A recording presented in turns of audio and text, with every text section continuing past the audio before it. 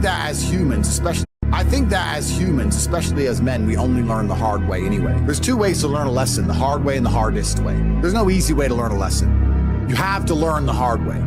So God gives us lessons via difficulty. He thinks you need to learn this about yourself or this about other people. So I'm going to give you a difficult time so you can learn your lesson. Because if I just said, hey, Andrew, this is how the world works, you go, yeah. But when I show you, when you feel it, my fight coach used to say, you have to feel it to believe it. That's why if he was teaching low kicks, he'd kick your leg off. Because you don't believe in the power of a low kick. You don't believe a low kick can be so devastating unless you felt it.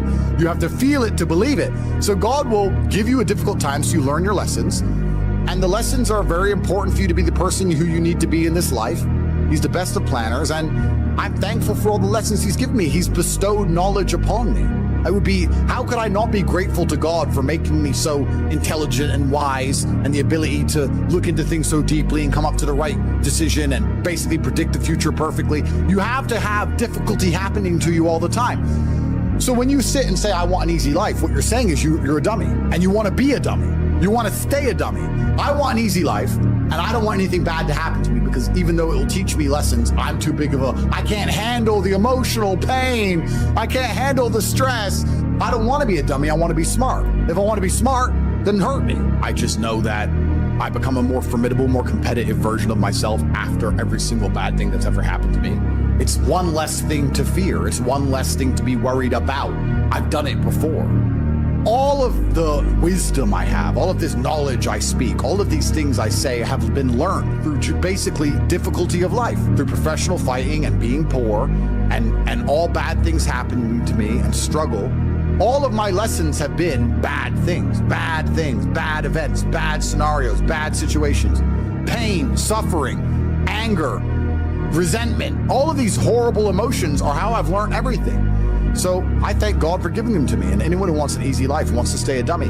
What do you learn if you just get money, you buy a crypto coin, it blows up, you get some money, you go to some restaurants? What do you learn about anything? You don't. Completely. And then the thing that's so interesting is that the people who are choosing the safe option is actually choosing the most risky option. So you're not taking a safe option. You're taking a coward's way out, and it leads to exactly where a coward's way should lead. Cowards in the end do not get to enjoy the shade of the olive tree because unless you fought in the arena, unless you've been a gladiator, you never get the peace of mind and peace of heart, which is afforded from bravery. So if you choose the safe choices in life, thinking, I'm going to take the safe route, you don't end up anywhere safe. The safe option doesn't work anymore. You need to take risks. You need to try and start your own business. You need to go all in on things. You need to go wild. You need to be a man who's not afraid to stand up and think, fuck it, it's all on my back and I'm going to find a way to pull this off. Because any other way, any other option in the world today only leads to a bad scenario. Yeah. The safest thing you can do are the riskiest things. That's the now scenario we're in. Every single gamble I've taken, which was seen as risky, all paid off for me because I dedicated myself completely. I think a lot of you at home right now, you may not be in our position, but if you're already working hard, you're already going to the gym, you're already training, you make sure that you're getting as much muscles as possible, as much money as possible, you're dedicated, you don't sleep in, you don't waste your time, you don't smoke weed, you don't play video games, you're focused on trying to become fantastic as a person, you can just ignore that girl. That girl who broke your heart or cheated on you, just ignore her. The most powerful move you can make is ignore her. Yeah, you could yell at her. Yeah, you could try and make her scared of you, blah, blah, right? That's not going to work. The powerful move is just to completely ignore her because you're on your ascent. She is likely on her descent. She likely has no intention of improving herself, no intention of becoming richer, no intention of becoming better looking. Time is against her. As she gets older, she's going to lose her looks. You're going to continue your ascent, and she's going to have to watch you for the rest of her life be the man that she could have been with that she's no longer good enough for. The best thing you can do is simply ignore her. That is the powerful move. When someone emails me and says, this has happened to me, I'm like, good. No, what do you mean good? It's terrible. How else are you going to become important? How else are you going to find endless fire to get up and struggle in the face of the competition that's out here in the world? How else are you're going to do all that with a nice, cushy life? If any man's honest with himself, think about the biggest transformative stages in your life. Think about the times you got the most work done. It was a bad part of your life. You were heartbroken, or you lost a house, or broke, or whatever. That's when you did shit. When everything was fine, the mortgage is paid, dinner's on time, it's kind of doop-de-doop-de-doo. little by little, do a little bit of work, do a little bit of relax. But the big events come from trauma. This is it. So it's a cheat code. It's a cheat code to climb the mountain. So when I get a message from whoever and he goes, my wife left me, I'm devastated. I say, I understand. I completely understand how hard it can be to lose a woman that you've given your entire life to. And you've done so many nice things. And then because of one thing you did, her innate and absolutely insane level of ungratefulness has turned her bitter, and she now talks to you like she hates you over one thing you've done after thousands of efforts showing how dedicated you are to her. And even now that you're prepared to die for her, she doesn't give a shit about you. I understand that pain. But my answer is, good. It's still good. Now take all of that pain, and instead of emailing me, do this. And then you're going to become the kind of person that women don't leave. Then you win. Heartbreak is the most fantastic motivator on the planet. When a lot of men message me and say they're heartbroken, I think that is the most fantastic mindset to be in to achieve things. Because there is that degree of revenge, and there is that degree of vengeance, and that can only be achieved through being so successful, so monumentally important that she can't forgive you. And also, you cannot even sleep. You can't even concentrate. Like your whole mind's a mess. That's the perfect time to train. I only mention heartbreak all the time because I know it's a path every single young man goes through. There's up and down. There's rain and sunshine. You have to be that man who's going to go through it all. If you're a man who has a heartbroken, why did this happen? You have to know the why to prevent it from happening. You have to analyze the scenario and learn from it. When you look at your bad or your previous relationships with women that went wrong, you can sit there and go, okay, this all went wrong. What has she taught me? She taught me that I'm emotionally affectable. She taught me that if she ignores me, she gets more attention than if she's nice to me. You have to sit there and analyze all the lessons, and you have to implement them. It's the same with absolutely everything. As a man, you have to be accountable for absolutely everything. Every single thing that happens is your fault. You made her leave you. You did. Whether you like it or not, you are the reason she became so cold.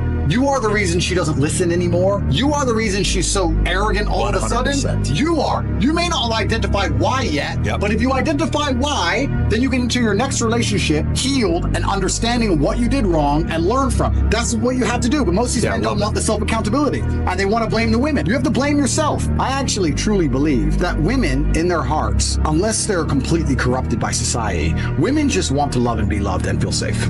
That's what they want. They want a man that they can look at and they truly know he makes the decisions and I trust him to make the decisions and I love him for that and I respect him for that. That's what they truly want. When a woman starts turning on you, it's usually because she doesn't trust you for some reason. She doesn't trust your judgment. If she starts to doubt your judgment, how can she truly love you? You're the protector. You're the provider. If a woman's gone cold on you, you have to sit there and go, okay, she doesn't trust my judgment. What have I done that made her doubt me? It's not her fault. It's your fault. Every single time a woman leaves you as a man, it is your fault. Always. Even if a richer, more successful, more alpha man stole her from you, it's still your fault because you need to be like him. It's always 100% your fault. First things first is that going through a breakup sucks. And every single man out here, no matter what they say, understands how bad it is to go through a breakup and understands what heartbreak's like. It's difficult, it's not easy. I'd actually like to argue that men feel more heartbroken than women. I think that's facts. I think it's true, and I think it's because one of the possessive element that we have, the idea of her being with someone else hurts more than the idea of you being with someone else to her. And secondly, because you have a lot less options than she has instantly. So I think that breakups are worse for men than they are for women. And I understand how difficult and hard they can be. However, unfortunately, the unfortunate reality is that chasing her and being dedicated to her and saying you're going to do whatever she wants, etc., is very unlikely to work. It's very unlikely to work. And you have to look at the scenario you're in, look at the chessboard and make the best possible move. When you're heartbroken, when you're truly heartbroken, you can't even sleep and your mind is constantly preoccupied. And instead of seeing that as a negative, what you need to do is use that as a source of unlimited power. You have to just take the energy inside of you. Energy cannot be destroyed. It can only be converted, whether it's heat into light, the momentum into friction, or however you want to put it, right? Energy cannot be destroyed. It can only be converted from one form to another. And you have to look at that and understand that the sadness inside of you is energy. You can't destroy it, but you can convert it into something else which is constructive. And you just have to suck it up, buttercup, and get over it. And there's no other way to do it. And obviously having an abundance of women makes that easier. But I wouldn't even put it that way. I'd say if you were with a woman and you lost her and you're now lonely and she's going to be moving on and you're absolutely utterly heartbroken and you're destroyed inside, I understand how difficult that is. But now you have genuine sadness inside of you, which is unlimited motivation for you to become a beast, become an animal. And by the time you're finished becoming an animal, you won't care anymore. So if you really want to cure yourself, you just say, I'm going to get a six-pack and I'm going to get bigger arms. And by the time my arms are this size and I have a six-pack, then you'll realize you don't give a shit about her anymore. That's just the way the world works. Let's say your wife breaks your heart. If you're not going to work, you can't sleep anymore. You're upset. She's running around with a new dude. You see her Instagram story. She got some new guy. You're furious and you're angry and you're jealous and you're bitter. You have all of this inside of you, but you're not going to go to the gym and work hard and become so fantastically in shape and so rich and so powerful that no girl ever leaves you again. You're not going to do that. No. What are you going to do then? Text her? Try and explain to her? She doesn't care. Like, you can write the most perfect English. You can write the most beautiful words ever constructed. Forget Shakespeare. You can do, it doesn't matter. She doesn't care. She just doesn't care. She's distracted. She forgot about you. She forgot about you. So what are you going to do with all of that inside of you if it's not positive? Well, it's going to consume you and you're going to end up self-destructive, or you're going to embarrass yourself, or you can take all of that and put yourself in a position where it never happens to you again.